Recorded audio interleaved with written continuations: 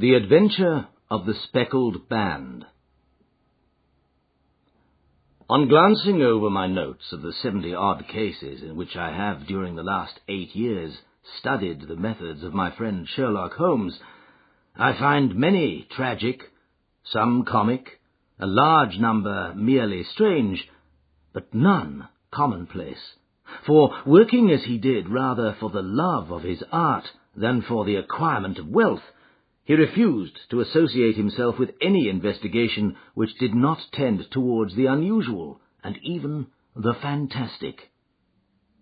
Of all these varied cases, however, I cannot recall any which presented more singular features than that which was associated with the well-known Surrey family of the Roylotts of Stoke Moran. The events in question occurred in the early days of my association with Holmes, when we were sharing rooms as bachelors in Baker Street. It is possible that I might have placed them upon record before, but a promise of secrecy was made at the time, from which I have only been freed during the last month by the untimely death of the lady to whom the pledge was given. It is perhaps as well that the facts should now come to light, for I have reasons to know that there are widespread rumours as to the death of Dr. Grimesby Roylott, which tend to make the matter even more terrible than the truth. It was early in April in the year 83 that I woke one morning to find Sherlock Holmes standing, fully dressed, by the side of my bed. He was a late riser, as a rule, and as the clock on the mantelpiece showed me that it was only 7:15, I blinked up at him in some surprise, and perhaps just a little resentment, for I was myself regular in my habits. "Very sorry to knock you up, Watson," said he, "but it's the common lot this morning. Mrs. Hudson has been knocked up. She reported upon me, and I on you." "What is it, then? A fire?" "No, a client. It seems that a young lady has arrived in a considerable state of excitement, who insists upon seeing me. She is waiting now in the sitting-room. Now, when young ladies wander about the metropolis at this hour of the morning and knock sleepy people up out of their beds, I presume that it is something very pressing which they have to communicate. Should it prove to be an interesting case, you would, I am sure, wish to follow it from the outset. I thought, at any rate, that I should call you and give you the chance." "My dear fellow, I would not miss it for anything." I had no keener pleasure than in following Holmes in his professional investigations, and in admiring the rapid deductions, as swift as intuitions, and yet always founded on a logical basis with which he unravelled the problems which were submitted to him. I rapidly threw on my clothes, and was ready in a few minutes to accompany my friend down to the sitting-room. A lady, dressed in black and heavily veiled, who had been sitting in the window, rose as we entered. "Good morning, madam," said Holmes cheerily. "My name is Sherlock Holmes. This is my intimate friend and associate, Dr. Watson, before whom you can speak as freely as before myself." "Ah, I am glad to see that Mrs. Hudson has had the good sense to light the fire. Pray draw up to it, and I shall order you a cup of hot coffee, for I observe that you are shivering." "It is not cold which makes me shiver," said the woman in a low voice, changing her seat as requested. "What then?" "It is fear, Mr. Holmes. It is terror." She raised her veil as she spoke, and we could see that she was indeed in a pitiable state of agitation, her face all drawn and grey, with restless, frightened eyes, like those of some hunted animal. Her features and figure were those of a woman of 30, but her hair was shot with premature grey, and her expression was weary and haggard. Sherlock Holmes ran her over with one of his quick, all-comprehensive glances. "You must not fear," said he soothingly, bending forward and patting her forearm. "We shall soon set matters right, I have no doubt. You have come in by train this morning, I see." "You know me, then?" "No, but I observe the second half of a return ticket in the palm of your left glove. You must have started early, and yet you had a good drive in a dog-cart along heavy roads before you reached the station." The lady gave a violent start, and stared in bewilderment at my companion. "There is no mystery, my dear madam," said he, smiling. "The left arm of your jacket is spattered with mud in no less than 7 places. The marks are perfectly fresh. There is no vehicle save a dog-cart which throws up mud in that way, and then only when you sit on the left-hand side of the driver." "Whatever your reasons may be, you are perfectly correct," said she.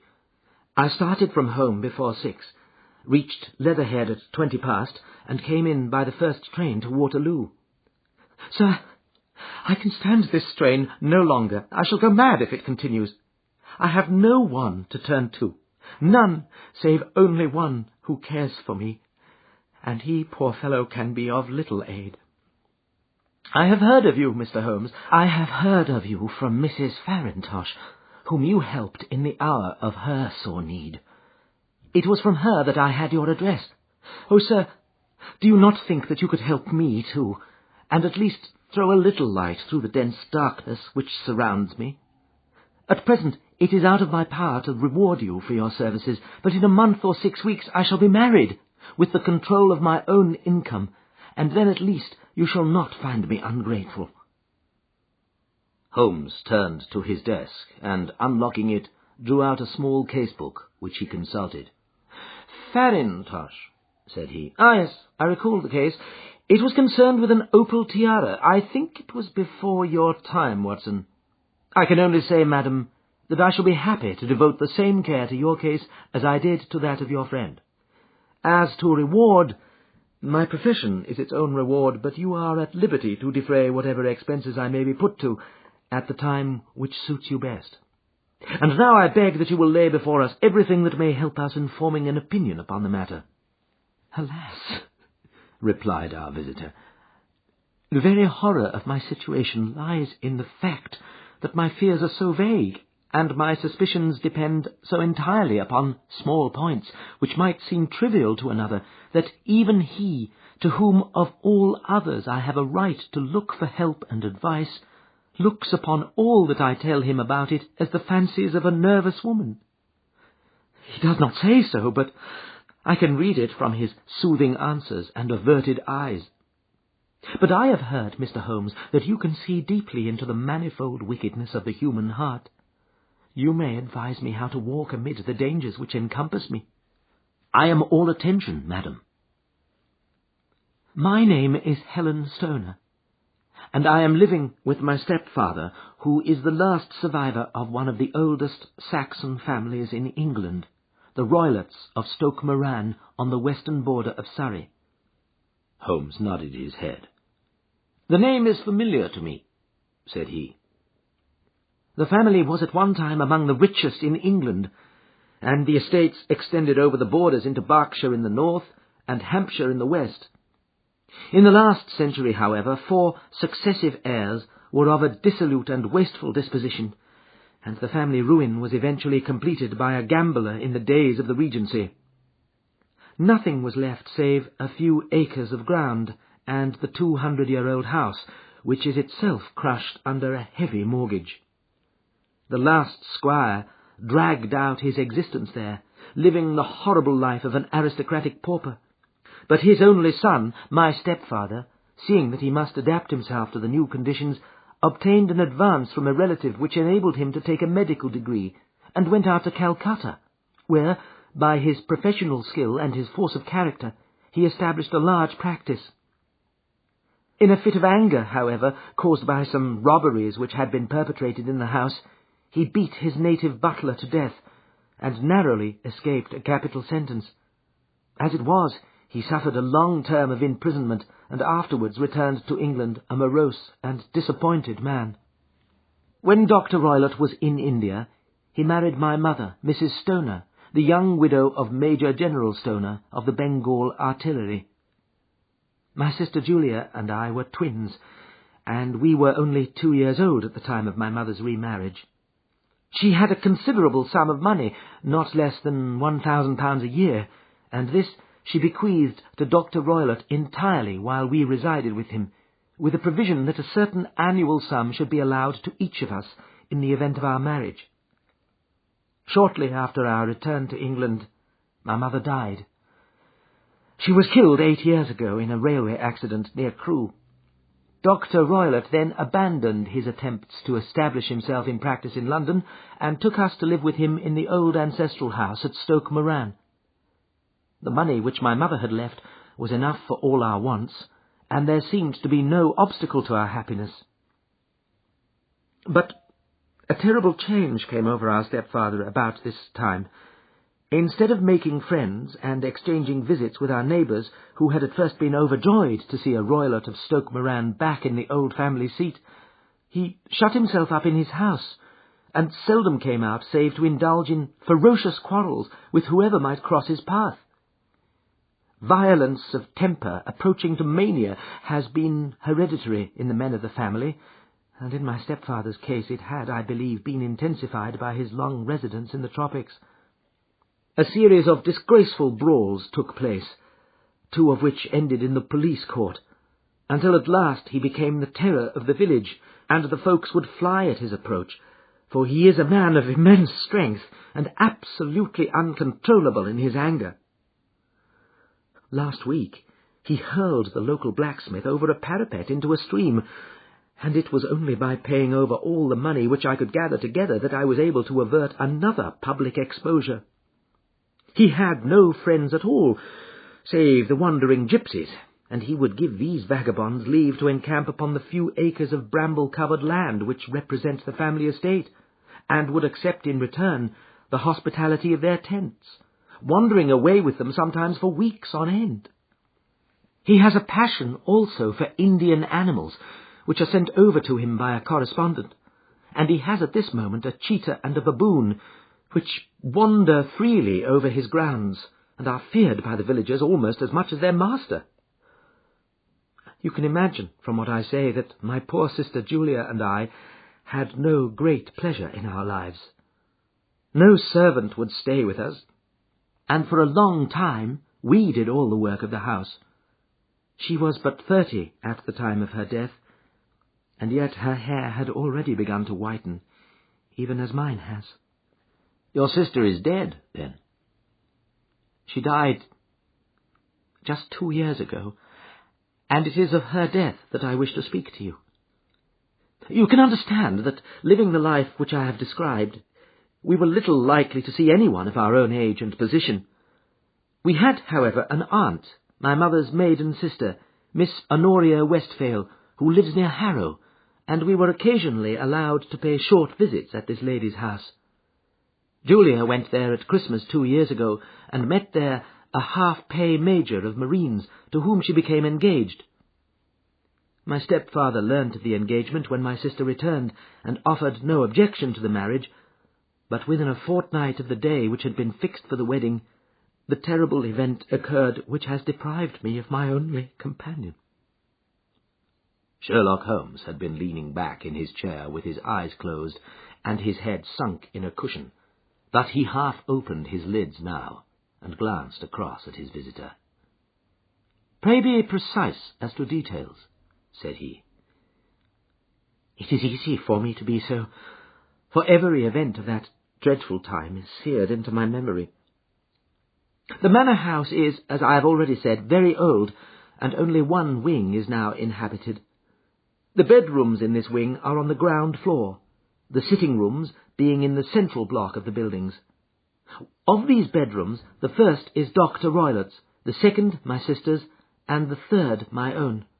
There is no communication between them, but they all open out into the same corridor. Do I make myself plain?" "Perfectly so." The windows of the 3 rooms open out upon the lawn.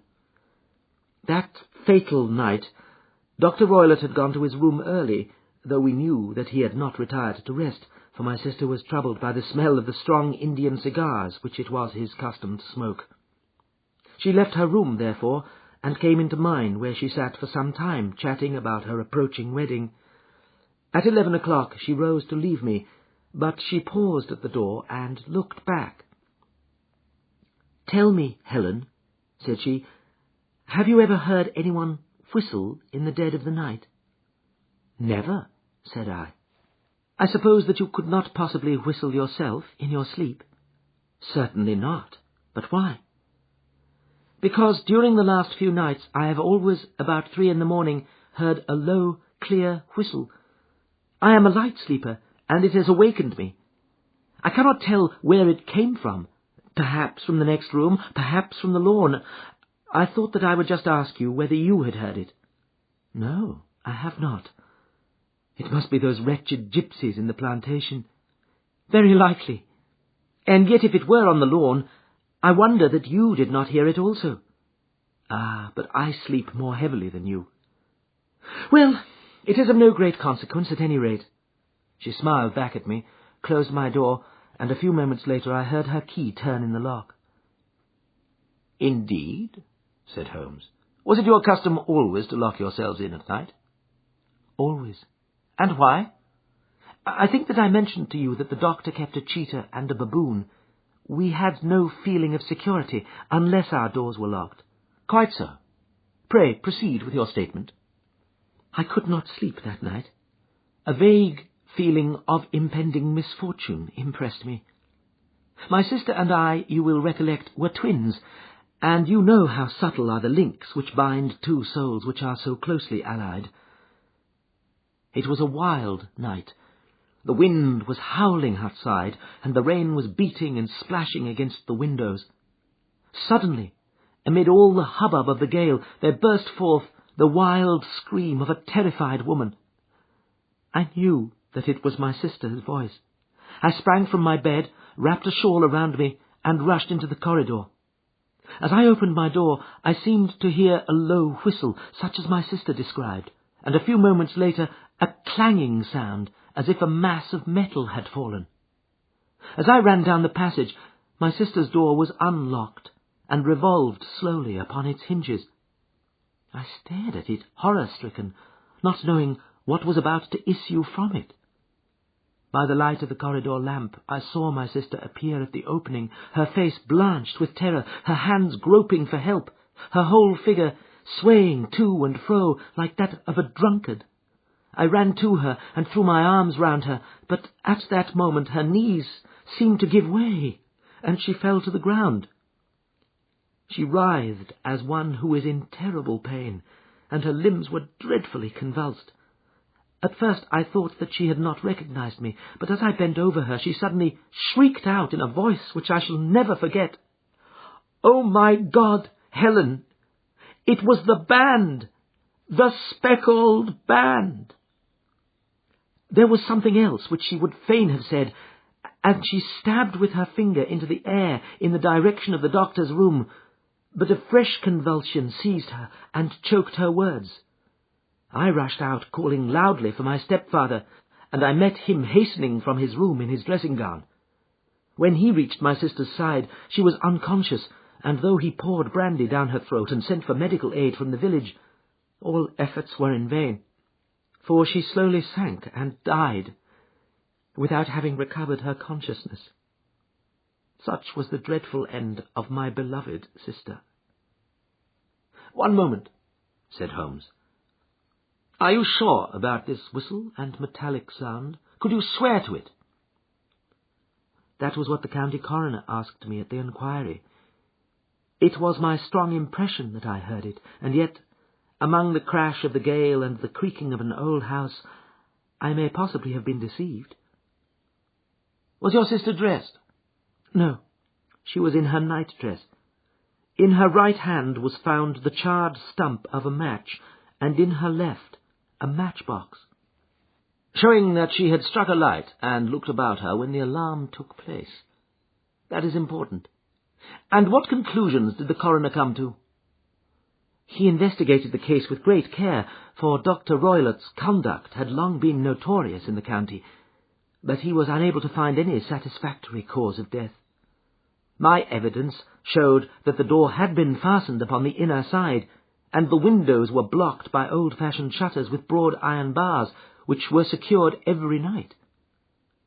The walls were carefully sounded, and were shown to be quite solid all round, and the flooring was also thoroughly examined with the same result. The chimney is wide, but is barred up by 4 large staples. It is certain, therefore, that my sister was quite alone when she met her end. Besides, there were no marks of any violence upon her." "How about poison?" The doctors examined her for it, but without success. What do you think that this unfortunate lady died of, then? It is my belief that she died of pure fear and nervous shock, though what it was that frightened her I cannot imagine. Were there gypsies in the plantation at the time? Yes, there were nearly always some there. Ah, and what did you gather from this allusion to a band, a speckled band? Sometimes I have thought that it was merely the wild talk of delirium, sometimes that it may have referred to some band of people, perhaps to these very gypsies in the plantation. I do not know whether the spotted handkerchiefs which so many of them wear over their heads might have suggested the strange adjective which she used. Holmes shook his head like a man who is far from being satisfied.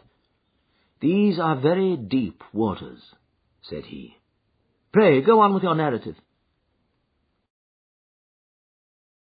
2 years have passed since then, and my life has been until lately lonelier than ever. A month ago, however, a dear friend whom I have known for many years has done me the honour to ask my hand in marriage. His name is Armitage, Percy Armitage, the second son of Mr. Armitage of Crane Water near Reading. My stepfather has offered no opposition to the match, and we are to be married in the course of the spring. 2 days ago some repairs were started in the west wing of the building, and my bedroom wall has been pierced so that I have had to move into the chamber in which my sister died, and to sleep in the very bed in which she slept. Imagine, then, my thrill of terror when last night, as I lay awake, thinking over her terrible fate, I suddenly heard, in the silence of the night, the low whistle which had been the herald of her own death. I sprang up and lit the lamp, but nothing was to be seen in the room. I was too shaken to go to bed again, however, so I dressed, and as soon as it was daylight I slipped down, got a dog-cart at the Crown Inn, which is opposite, and drove to Leatherhead, from whence I have come on this morning with the one object of seeing you and asking your advice." "You have done wisely," said my friend. "But have you told me all?" "Yes, all." "Miss Roylott, you have not. You are screening your stepfather." "Why, what do you mean?"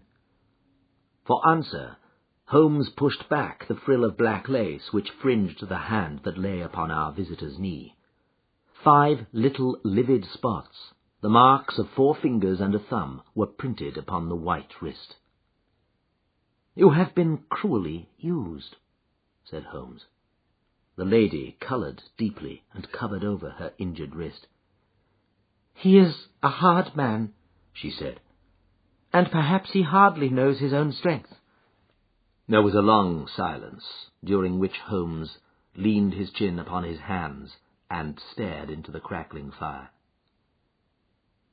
"This is a very deep business," he said at last. "There are 1,000 details which I should desire to know before I decide upon our course of action. Yet we have not a moment to lose. If we were to come to Stoke Moran today, would it be possible for us to see over these rooms without the knowledge of your stepfather?" "As it happens, he spoke of coming into town today upon some important business. It is probable that he will be away all day, and that there would be nothing to disturb you. We have a housekeeper now, but she is old and foolish, and I could easily get her out of the way." "Excellent. You're not averse to this trip, Watson?" "By no means." "Then we shall both come. What are you going to do yourself?" "I have 1 or 2 things which I would wish to do now that I am in town, but I shall return by the 12 o'clock train, so as to be there in time for your coming." "And you may expect us early in the afternoon. I have myself some small business matters to attend to. Will you not wait and breakfast?" "No, I must go. My heart is lightened already since I have confided my trouble to you. I shall look forward to seeing you again this afternoon." She dropped her thick black veil over her face and glided from the room. "And what do you think of it all, Watson?" asked Sherlock Holmes, leaning back in his chair. "It seems to me to be a most dark and sinister business." "Dark enough and sinister enough." "Yet if the lady is correct in saying that the flooring and walls are sound, and that the door, window, and chimney are impassable, then her sister must have been undoubtedly alone when she met her mysterious end." What becomes then of these nocturnal whistles, and what of the very peculiar words of the dying woman? I cannot think. When you combine the ideas of whistles at night, the presence of a band of gypsies who are on intimate terms with this old doctor, the fact that we have every reason to believe that the doctor has an interest in preventing his stepdaughter's marriage, the dying allusion to a band, and finally the fact that Miss Helen Stoner heard a metallic clang which might have been caused by one of those metal bars that secured the shutters falling back into its place, I think that there is good ground to think that the mystery may be cleared along those lines. But what then did the gypsies do? I cannot imagine. I see many objections to any such theory. And so do I. It is precisely for that reason that we are going to Stoke Moran this day. I want to see whether the objections are fatal, or if they may be explained away. But what in the name of the devil? The ejaculation had been drawn from my companion by the fact that our door had been suddenly dashed open, and that a huge man had framed himself in the aperture. His costume was a peculiar mixture of the professional and of the agricultural, having a black top hat, a long frock coat, and a pair of high gaiters with a hunting crop swinging in his hand. So tall was he that his hat actually brushed the crossbar of the doorway, and his breadth seemed to span it across from side to side. A large face, seared with 1,000 wrinkles, burnt yellow with the sun, and marked with every evil passion, was turned from one to the other of us, while his deep-set, bile-shot eyes, and his high, thin, fleshless nose, gave him somewhat the resemblance to a fierce old bird of prey. "Which of you is Holmes?" asked this apparition. "My name, sir, but you have the advantage of me," said my companion quietly. "I am Dr. Grimesby Roylott of Stoke Moran." "Indeed, doctor," said Holmes blandly. "Pray, take a seat." "I will do nothing of the kind. My stepdaughter has been here. I have traced her. What has she been saying to you?" "It is a little cold for the time of year," said Holmes. "What has she been saying to you?" screamed the old man furiously. "But I have heard that the crocuses promise well," continued my companion imperturbably. "Ha! You put me off, do you?" said our new visitor, taking a step forward and shaking his hunting crop. "I know you, you scoundrel. I have heard of you before. You are Holmes, the meddler." My friend smiled. "Holmes, the busybody." His smile broadened. "Holmes, the Scotland Yard jack-in-office." Holmes chuckled heartily. "Your conversation is most entertaining," said he. "When you go out, close the door, for there is a decided draught." "I will go when I have said my say. Don't you dare to meddle with my affairs. I know that Miss Stoner has been here. I traced her. I am a dangerous man to fall foul of. See here." He stepped swiftly forward, seized the poker, and bent it into a curve with his huge brown hands. "See that you keep yourself out of my grip," he snarled, and hurling the twisted poker into the fireplace, he strode out of the room. "He seems a very amiable person," said Holmes, laughing. "I'm not quite so bulky, but if he had remained, I might have shown him that my grip was not much more feeble than his own." As he spoke, he picked up the steel poker, and with a sudden effort straightened it out again. "Fancy his having the insolence to confound me with the official detective force. This incident gives zest to our investigation, however, and I only trust that our little friend will not suffer from her imprudence in allowing this brute to trace her. And now, Watson, we shall order breakfast, and afterwards I shall walk down to Doctors' Commons, where I hope to get some data which may help us in this matter." It was nearly 1 o'clock when Sherlock Holmes returned from his excursion. He held in his hand a sheet of blue paper scrawled over with notes and figures. "I have seen the will of the deceased wife," said he. "To determine its exact meaning, I have been obliged to work out the present prices of the investments with which it is concerned. The total income, which at the time of the wife's death was little short of £1,100, is now, through the fall in agricultural prices, not more than £750. Each daughter can claim an income of £250 in case of marriage. It is evident, therefore, that if both girls had married, this beauty would have had a mere pittance, while even one of them would cripple him to a very serious extent.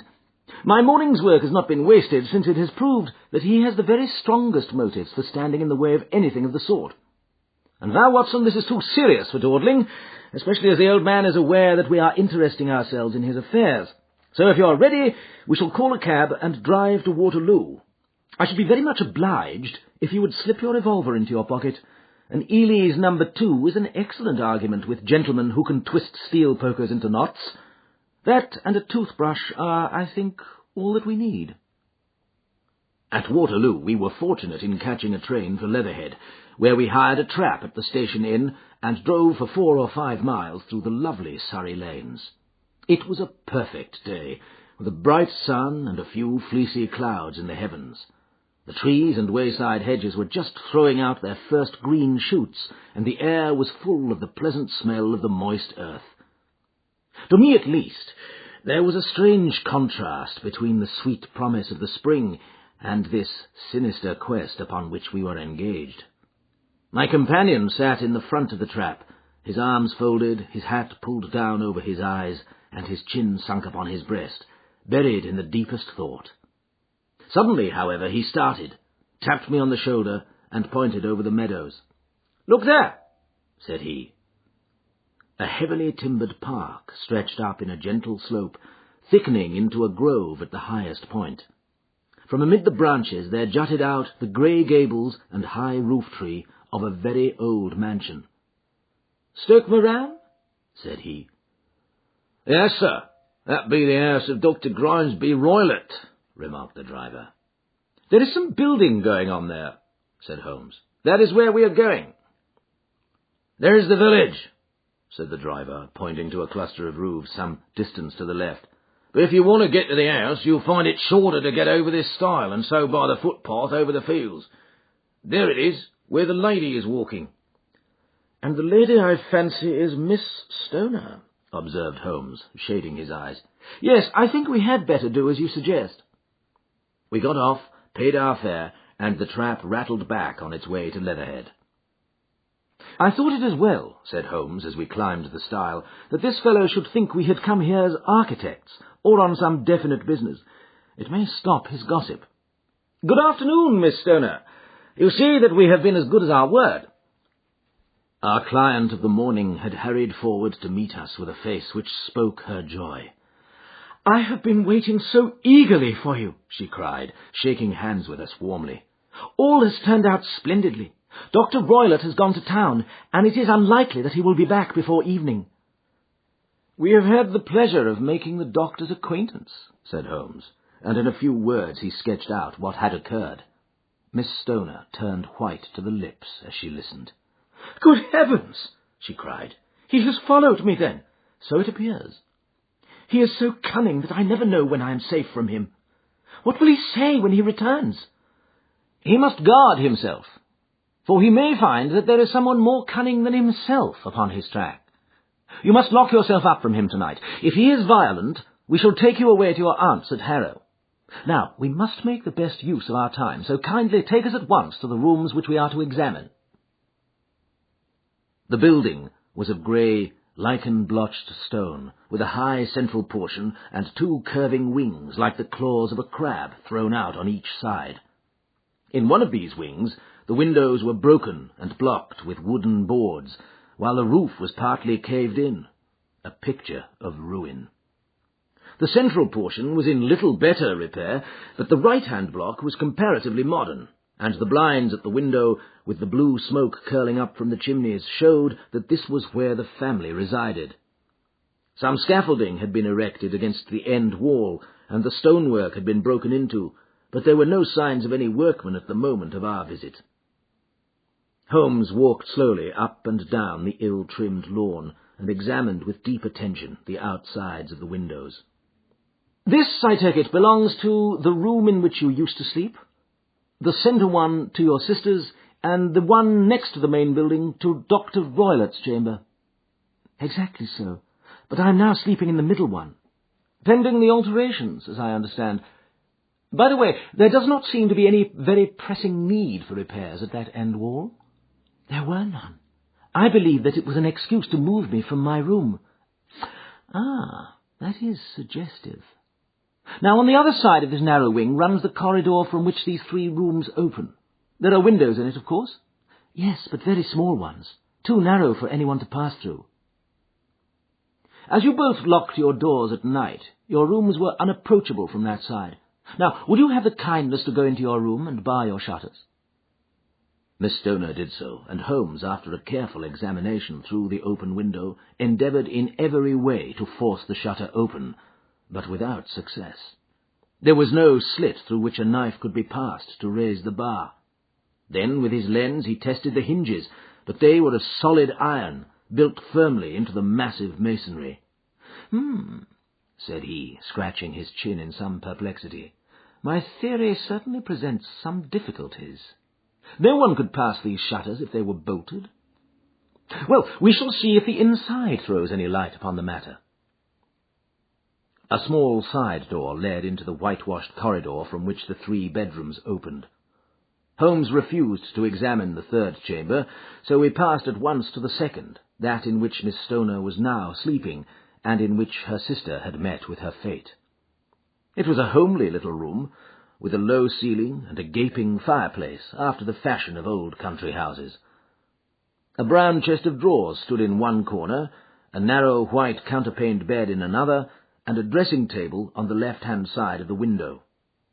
These articles, with 2 small wickerwork chairs, made up all the furniture in the room, save for a square of Wilton carpet in the centre.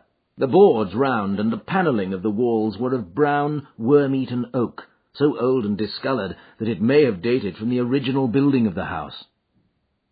Holmes drew one of the chairs into a corner and sat silent, while his eyes travelled round and up and down, taking in every detail of the apartment. "Where does that bell communicate with?" he asked at last, pointing to a thick bell rope which hung down beside the bed, the tassel actually lying upon the pillow. "It goes to the housekeeper's room." "It looks newer than the other things." "Yes, it was only put there a couple of years ago." "Your sister asked for it, I suppose?" "No, I never heard of her using it. We used always to get what we wanted for ourselves." "Indeed. It seemed unnecessary to put so nice a bell-pull there. You will excuse me for a few minutes while I satisfy myself as to this floor." He threw himself down upon his face with his lens in his hand and crawled swiftly backward and forward, examining minutely the cracks between the boards. Then he did the same with the woodwork with which the chamber was panelled. Finally, he walked over to the bed and spent some time in staring at it and in running his eye up and down the wall. Finally, he took the bell rope in his hand and gave it a brisk tug. "Why, it's a dummy," said he. "Won't it ring?" "No, it is not even attached to a wire. This is very interesting. You can see now that it is fastened to a hook just above where the little opening for the ventilator is." "How very absurd! I never noticed that before." "Very strange," muttered Holmes, pulling at the rope. "There are 1 or 2 very singular points about this room.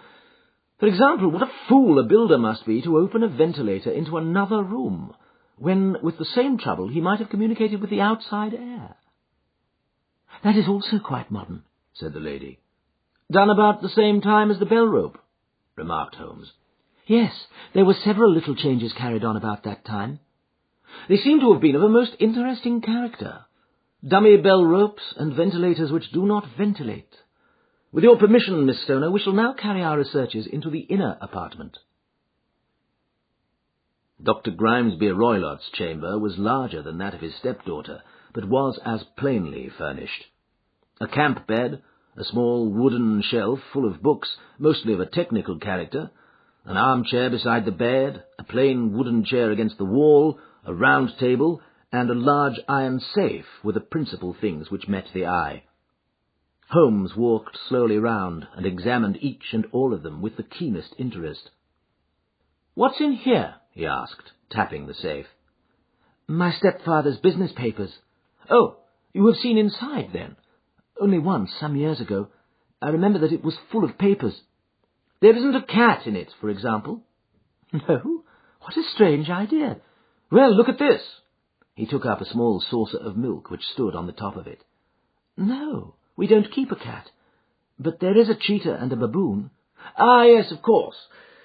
Well, a cheetah is just a big cat, and yet a saucer of milk does not go very far in satisfying its wants, I dare say. There is one point which I should wish to determine." He squatted down in front of the wooden chair and examined the seat of it with the greatest attention. "Thank you. That is quite settled," said he, rising and putting his lens in his pocket. "Hello! Here is something interesting." The object which had caught his eye was a small dog-lash hung on one corner of the bed. The lash, however, was curled upon itself and tied so as to make a loop of whipcord. "What do you make of that, Watson?" "It's a common enough lash, but I don't know why it should be tied." "That is not quite so common, is it?" "Ah me, it is a wicked world, and when a clever man turns his brains to crime, it is the worst of all. I think that I have seen enough now, Miss Stoner, and with your permission we shall walk out upon the lawn." I had never seen my friend's face so grim, or his brow so dark as it was when we turned from the scene of this investigation. We had walked several times up and down the lawn, neither Miss Stoner nor myself liking to break in upon his thoughts before he roused himself from his reverie. "It is very essential, Miss Stoner," said he, "that you should absolutely follow my advice in every respect." "I shall most certainly do so." "The matter is too serious for any hesitation. Your life may depend upon your compliance." "I assure you that I am in your hands." "In the first place, both my friend and I must spend the night in your room." Both Miss Stoner and I gazed at him in astonishment. "Yes, it must be so. Let me explain. I believe that is the village inn over there?" "Yes, that is the Crown." "Very good. Your windows would be visible from there?" "Certainly." "You must confine yourself to your room on pretence of a headache when your stepfather comes back. Then, when you hear him retire for the night, you must open the shutters of your window, undo the hasp, put your lamp there as a signal to us, and then withdraw quietly with everything which you are likely to want into the room which you used to occupy. I have no doubt that, in spite of the repairs, you could manage there for one night." "Oh, yes, easily." "The rest you will leave in our hands." "But what will you do?" "We shall spend the night in your room, and we shall investigate the cause of this noise which has disturbed you."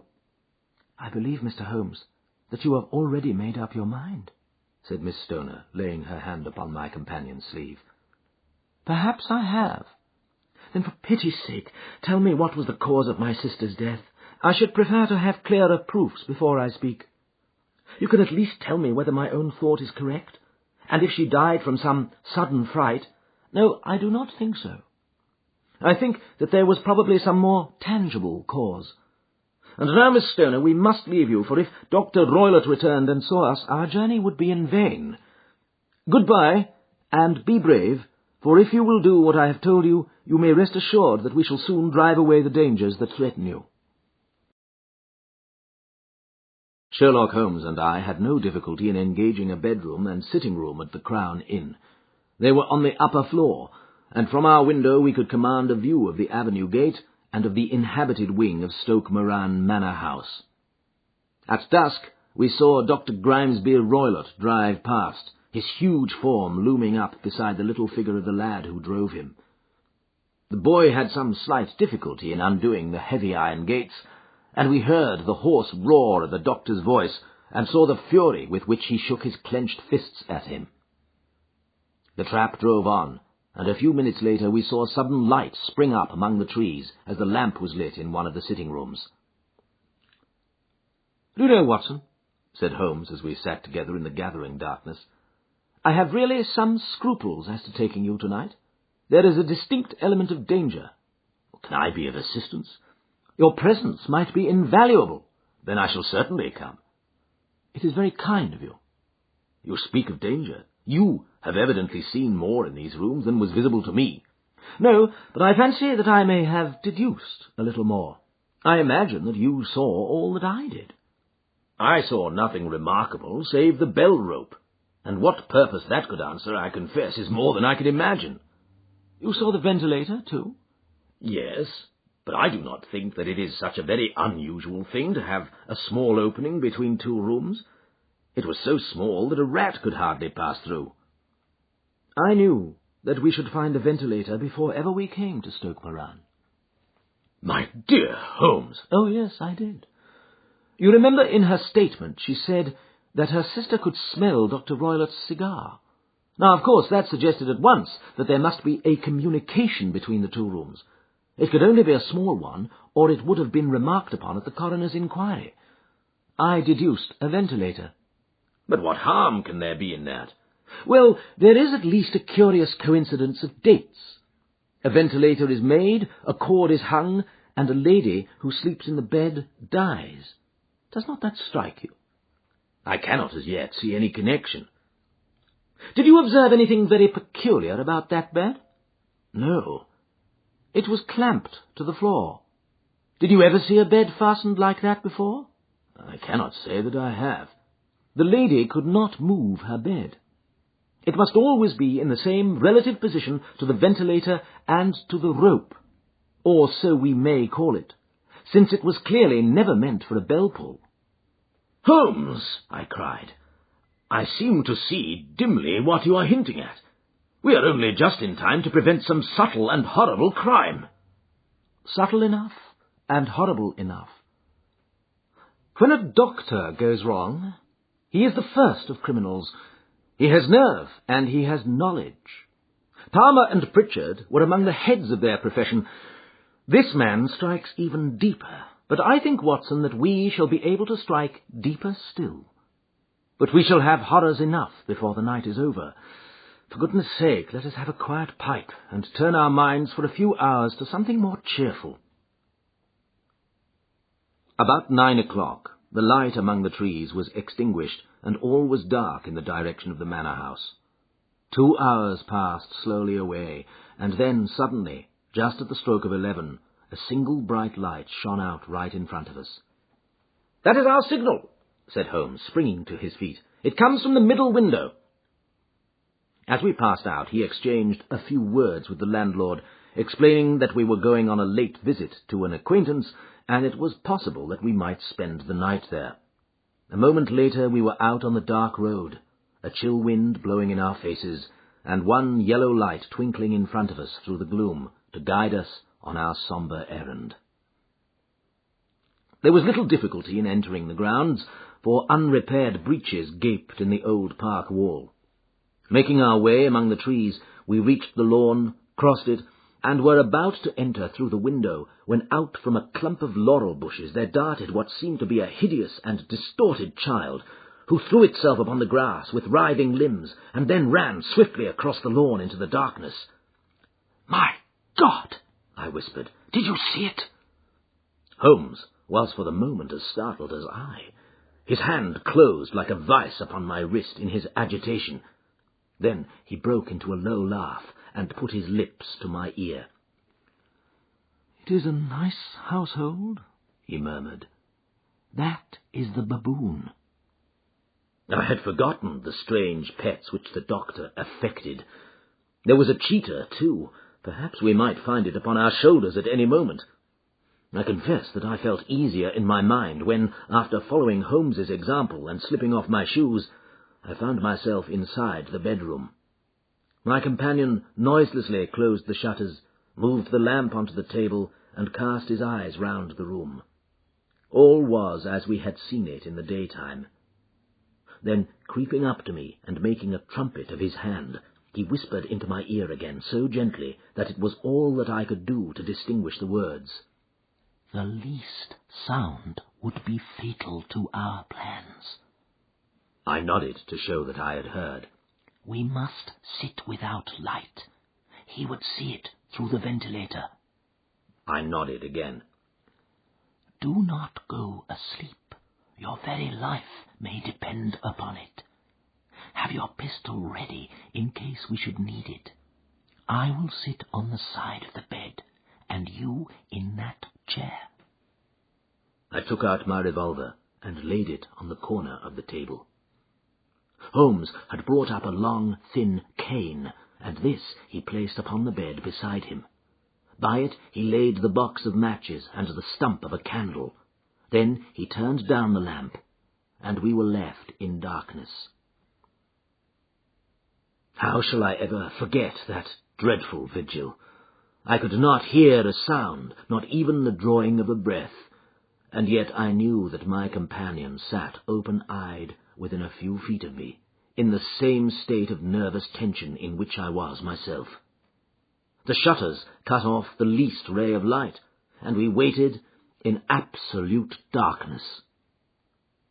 From outside came the occasional cry of a night bird, and once at our very window a long-drawn cat-like whine, which told us that the cheetah was indeed at liberty. Far away we could hear the deep tones of the parish clock, which boomed out every quarter of an hour. How long they seemed, those quarters! 12 struck, and 1, and 2, and 3, and still we sat waiting silently for whatever might befall. Suddenly there was the momentary gleam of a light up in the direction of the ventilator, which vanished immediately, but was succeeded by a strong smell of burning oil and heated metal. Someone in the next room had lit a dark lantern. I heard a gentle sound of movement, and then all was silent once more, though the smell grew stronger. For half an hour I sat with straining ears. Then suddenly another sound became audible, a very gentle, soothing sound, like that of a small jet of steam escaping continually from a kettle. The instant that we heard it, Holmes sprang from the bed, struck a match, and lashed furiously with his cane at the bell-pull. "You see it, Watson!" he yelled. "You see it!" But I saw nothing. At the moment when Holmes struck the light, I heard a low, clear whistle, but the sudden glare flashing into my weary eyes made it impossible for me to tell what it was at which my friend lashed so savagely. I could, however, see that his face was deadly pale and filled with horror and loathing. He had ceased to strike and was gazing up at the ventilator when suddenly there broke from the silence of the night the most horrible cry to which I have ever listened. It swelled up louder and louder, a hoarse yell of pain and fear and anger, all mingled in the one dreadful shriek. They say that away down in the village, and even in the distant parsonage, that cry raised the sleepers from their beds. It struck cold to our hearts, and I stood gazing at Holmes and he at me until the last echoes of it had died away into the silence from which it rose. "What can it mean?" I gasped. "It means that it is all over," Holmes answered, "and perhaps, after all, it is for the best. Take your pistol, and we will enter Dr. Roylott's room." With a grave face he lit the lamp and led the way down the corridor. Twice he struck at the chamber door without any reply from within. Then he turned the handle and entered, I at his heels, with the cocked pistol in my hand. It was a singular sight which met our eyes. On the table stood a dark lantern, with the shutter half open, throwing a brilliant beam of light upon the iron safe, the door of which was ajar. Beside this table, on the wooden chair, sat Dr. Grimesby Roylott, clad in a long grey dressing-gown, his bare ankles protruding beneath, and his feet thrust into red, heel-less Turkish slippers. Across his lap lay the short stock with the long lash which we had noticed during the day. His chin was cocked upward, and his eyes were fixed in a dreadful, rigid stare at the corner of the ceiling. Round his brow he had a peculiar yellow band with brownish speckles, which seemed to be bound tightly round his head. As we entered, he made neither sound nor motion. "The band! The Speckled Band!" whispered Holmes. I took a step forward. In an instant his strange headgear began to move, and there reared itself from among his hair the squat, diamond-shaped head and puffed neck of a loathsome serpent. "It is a swamp adder!" cried Holmes. "The deadliest snake in India! He has died within 10 seconds of being bitten. Violence does in truth recoil upon the violent, and the schemer falls into the pit which he digs for another. Let us thrust this creature back into its den, and we can then remove Miss Stoner to some place of shelter, and let the county police know what has happened." As he spoke, he drew the dog whip swiftly from the dead man's lap, and throwing the noose round the reptile's neck, he drew it from its horrid perch, and, carrying it at arm's length, threw it into the iron safe, which he closed upon it. Such are the true facts of the death of Dr. Grimesby Roylott of Stoke Moran.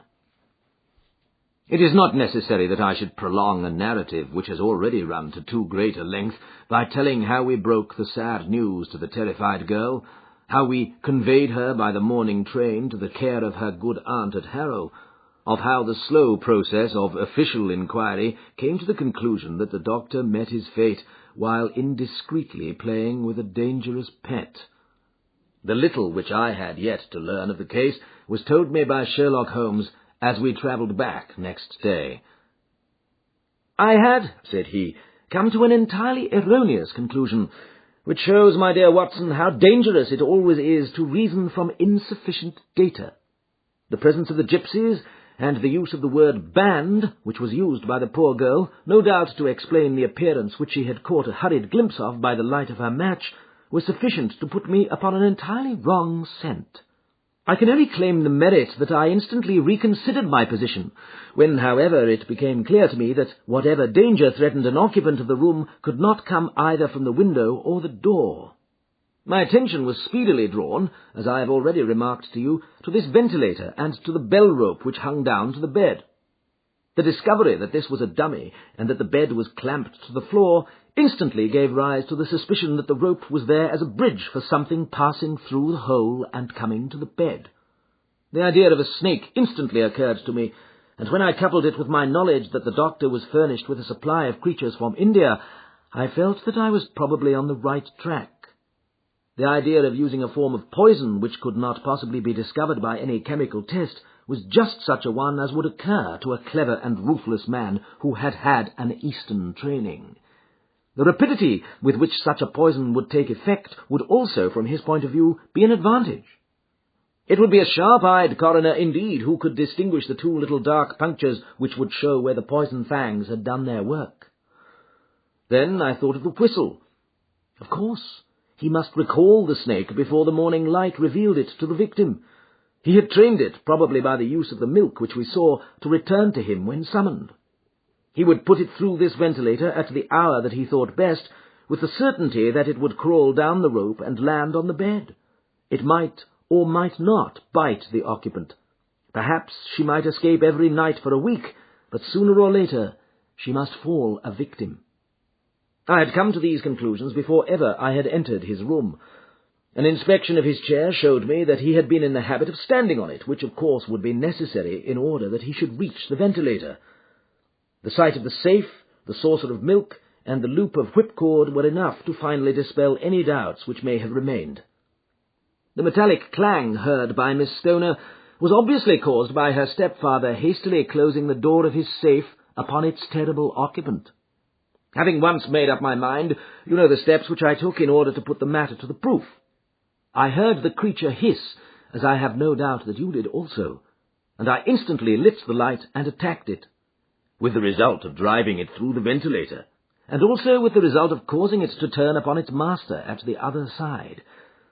Some of the blows of my cane came home and roused its snakish temper, so that it flew upon the first person it saw. In this way, I am no doubt indirectly responsible for Dr. Grimesby Roylott's death, and I cannot say that it is likely to weigh very heavily upon my conscience.